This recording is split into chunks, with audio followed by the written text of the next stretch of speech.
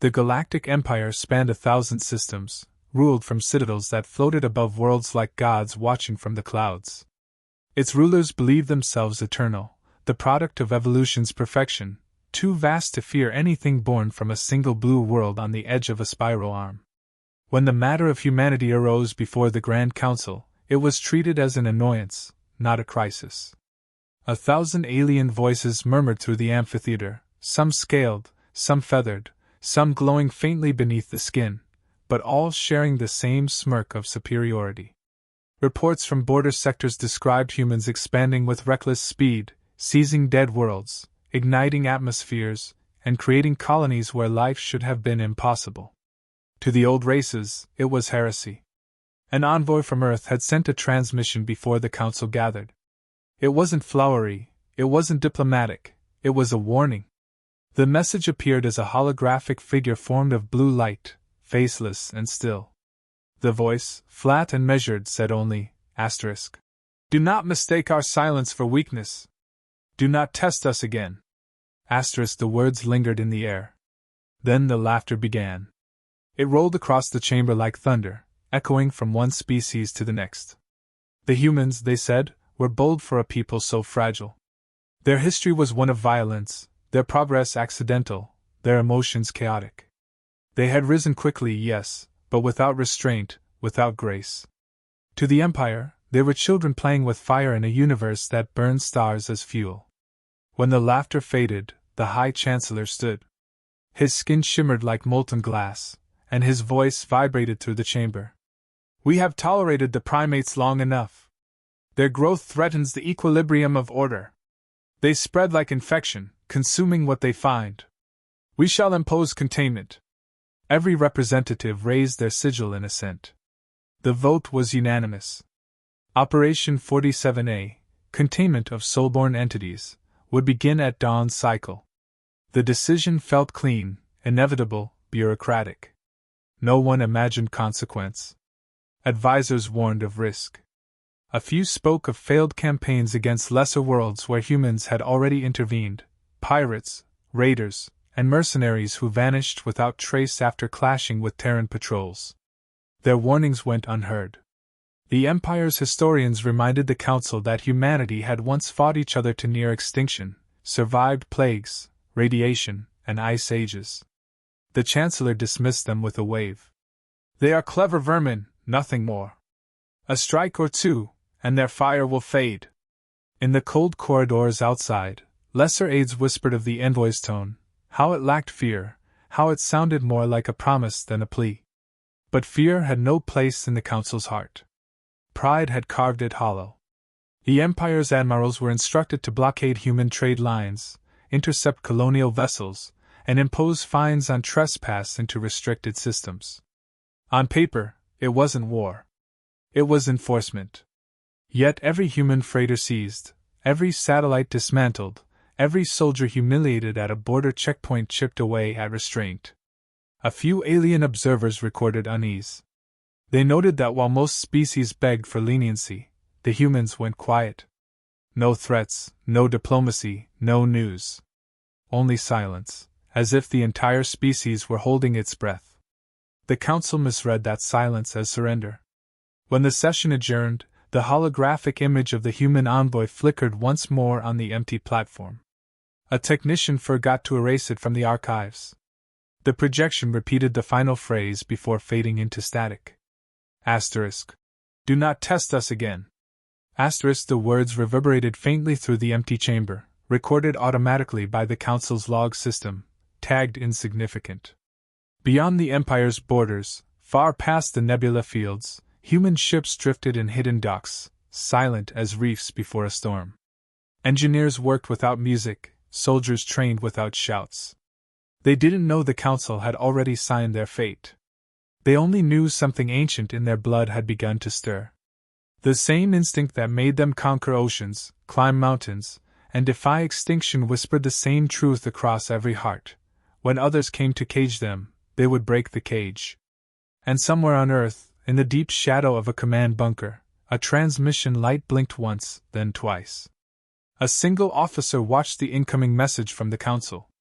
He read the decree of containment, exhaled, and marked it for record under one word: warning. The Empire believed the human silence meant fear. But silence was only the space before thunder. The first blow fell without declaration. Empire vessels descended on Mars Prime under the pretense of containment enforcement. Orbital lances pierced the red dust plains, igniting the atmosphere into storms of glass and fire. Domes ruptured, cities crumbled, and the silence of Mars was replaced by the soundless scream of airless death. The assault lasted less than a day. When the Empire withdrew, nothing remained but flickering distress signals and drifting debris. Broadcasts from survivors reached Earth in fragments: burned faces, static-filled messages, and one repeated phrase: asterisk. We told them not to. Asterisk. On Earth, every nation's leadership gathered under a single emblem: the Terran Defense Accord. There were no speeches. The footage of Mars played once on every screen, and that was enough. Grief hardened into unity with mechanical precision. Factories that had slept for decades reawakened. Civilian networks were absorbed into the war grid. Scientists who built starships for exploration began recalibrating them for combat. Humanity had faced extinction before, but never with enemies watching from the heavens. This time, survival would not be enough. The Galactic Empire celebrated the strike as a success. Their fleets returned to parade over core worlds, displaying captured Terran ships as trophies. Propaganda called it a necessary correction, an act of order against chaos. They believed the humans would retreat into despair. But intelligence officers soon reported strange activity across Sol's outer orbits, patterns of movement that did not match evacuation or repair. The Council ignored it. They wanted victory to be simple. Weeks later, Empire scouts intercepted a Terran convoy near Titan. No resistance, no transmission. They boarded, expecting surrender. The ships were empty. The entire convoy was a decoy, automated beacons transmitting outdated coordinates. When command realized it, it was too late.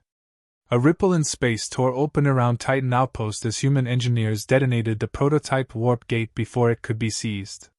The explosion ripped the moon apart, scattering debris across Saturn's rings. Thousands of Empire soldiers perished in seconds. The Council called it terrorism. Humanity called it containment failure. Earth responded with one global message transmitted on every galactic channel, voice synthesized, calm, and absolute. Asterisk. This is your second and final warning. Leave our skies. Asterisk. The message repeated for exactly 60 seconds, then ceased forever. No follow-up, no negotiation, no reply. The Empire's rulers laughed again, but quieter this time. They mistook precision for desperation. To them, a final warning meant there was still patience left to exploit. In human command centers buried beneath oceans and ice, a different calculation unfolded. Project Retribution moved from contingency to execution. Artificial intelligences were unshackled from their ethical limiters. War fleets that had existed only as codenames, Erebus, Black Line, Silent Choir, received activation signals. Engineers wept as they sealed themselves into ships that no one would ever see again. Every fleet captain knew their mission was not survival. It was message. The Empire mistook human hesitation for weakness because they had never seen restraint as power. They couldn't understand the fury of a species that learned compassion through suffering. They didn't realize that vengeance was not humanity's instinct, it was discipline, applied with precision, timed for effect. On Earth's moon, launch silos opened for the first time in a century. Drone swarms deployed across the dark side, invisible to long-range scans. From Mars's ashes to the frozen outposts of Neptune, humanity moved as one machine with one pulse. The Council debated escalation but found their fleets already stretched thin across rebellion zones. Reports came of outposts vanishing without combat, communication arrays burning out, crew members hallucinating human voices in the static. A sense of unease spread, dismissed publicly but felt privately.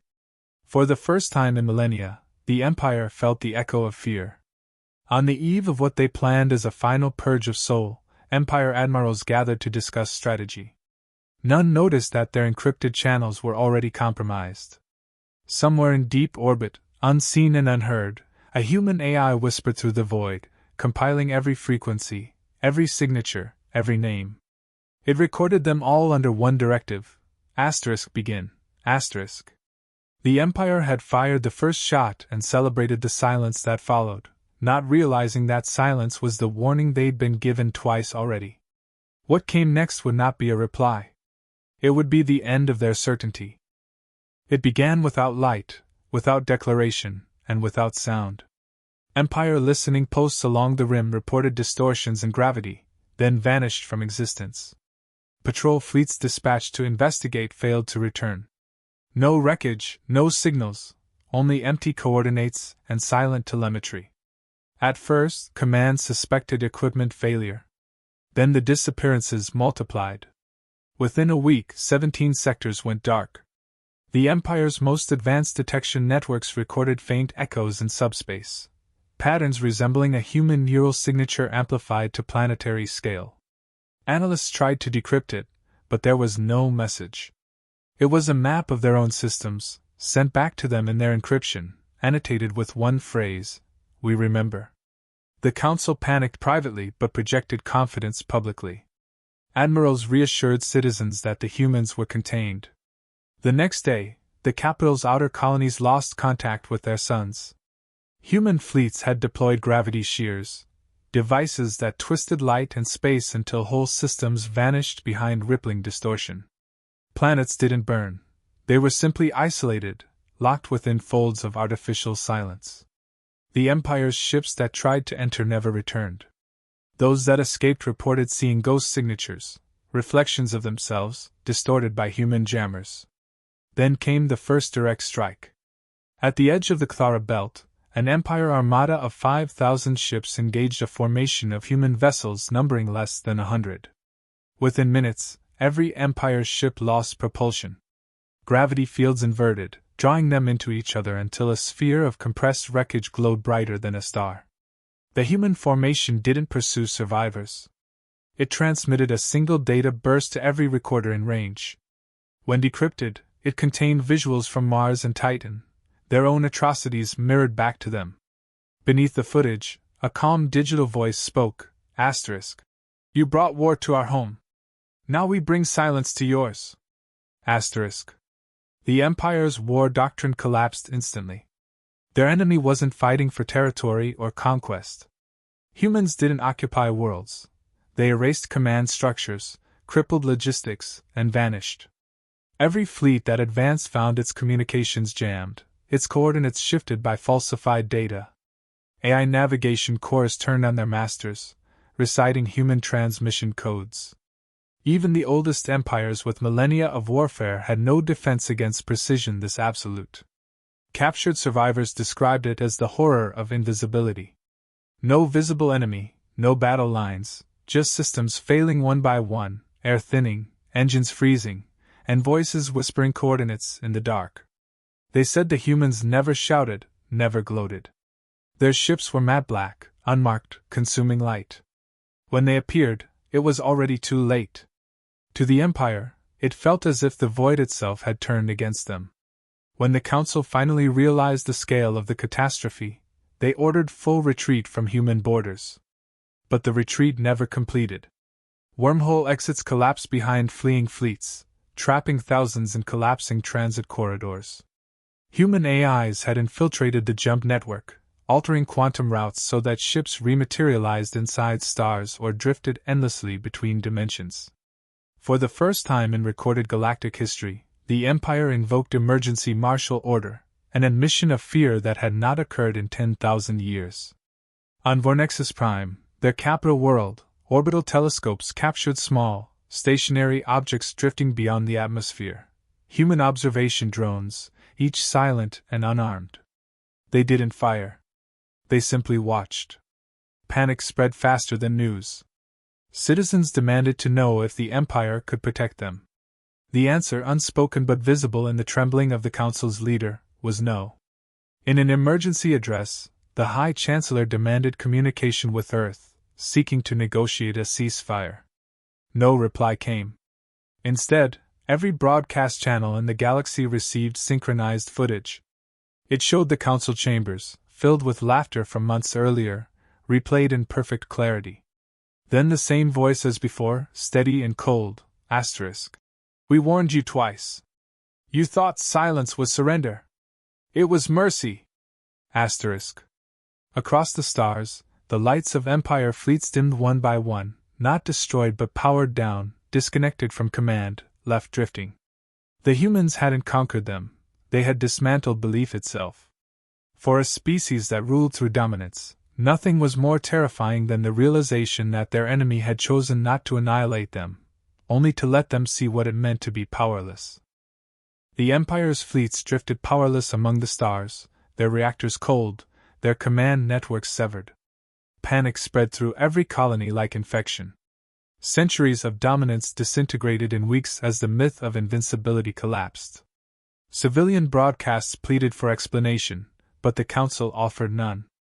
They hid behind sealed chambers while outer systems erupted in revolt. Worlds once loyal to the throne declared independence overnight, burning imperial banners, replacing them with signals of surrender directed toward Earth. The silence of the humans became the new language of power.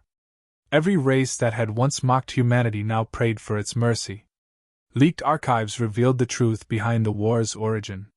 The Council's vote authorizing the attack on Mars had been unanimous, and the evidence spread across every public network before dawn.